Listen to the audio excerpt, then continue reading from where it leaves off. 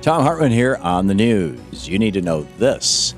President Obama is taking on the high cost of college. In a speech at the University of Buffalo on Thursday, the president called on state lawmakers to provide education subsidies, universities to stop raising fees, and Congress to make loan repayments more reasonable. President Obama said, quote, "We have got a crisis in terms of college affordability and student debt. Soaring cost of higher education has become a barrier and a burden on too many middle-class families," end quote. In addition to addressing college affordability, the president also proposed a new official ranking system, which he said will help students understand the value they're getting with their education dollars.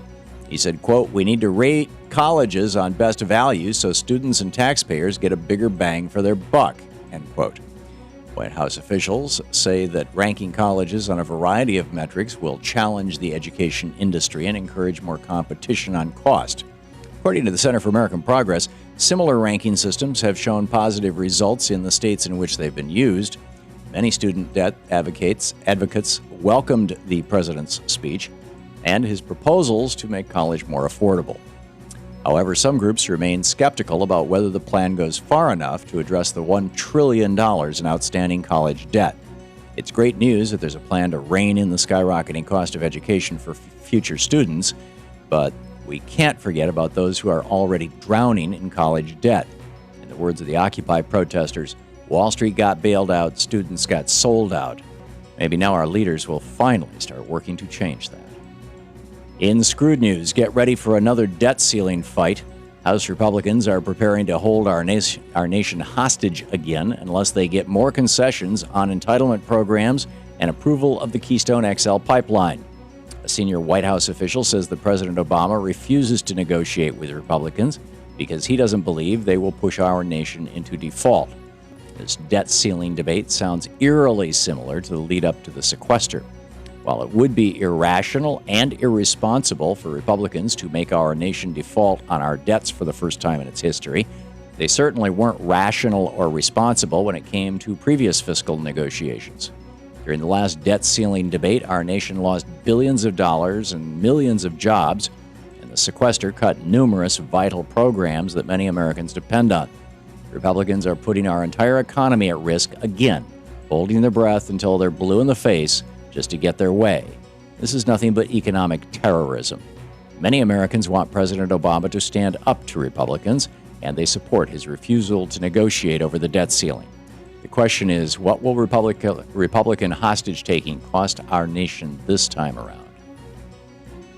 In the best of the rest of the news, thanks to the Dodd-Frank Banking Reform Act, companies will soon have to report the difference between executive pay and the salaries of their average workers.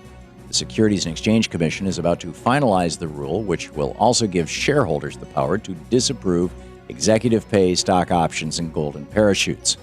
According to the Think Progress blog, in 2012, the average CEO made 273 times the pay of an average worker. In comparison, in 1965, the average CEO made just 20 times more than the average worker.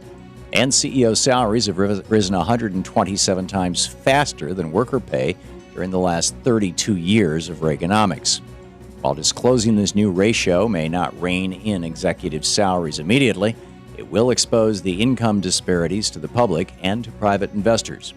In addition to giving consumers the power to buy from companies that treat workers fairly, it will also give shareholders the opportunity to question how much salary a CEO really deserves. When shareholders get a vote, CEOs may have a tougher time justifying their ridiculous compensation. On Thursday, a mysterious glitch shut down trading on the NASDAQ stock exchange for 3 hours. According to market officials, the problem was found in a computer system responsible for disseminating prices, and they plan to investigate. Because a disruption on Wall Street can have a ripple effect across our economy, the White House, the Treasury Department, and other government officials closely monitored the disruption. Thankfully, the 3-hour halt resulted in little change to the overall markets, but the issue is a prime example of how Wall Street relies too heavily on technology.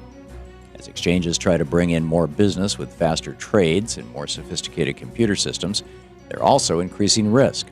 Brad McMillan of Commonwealth Financial said the more trading is tied to technology, the more computer crashes matter.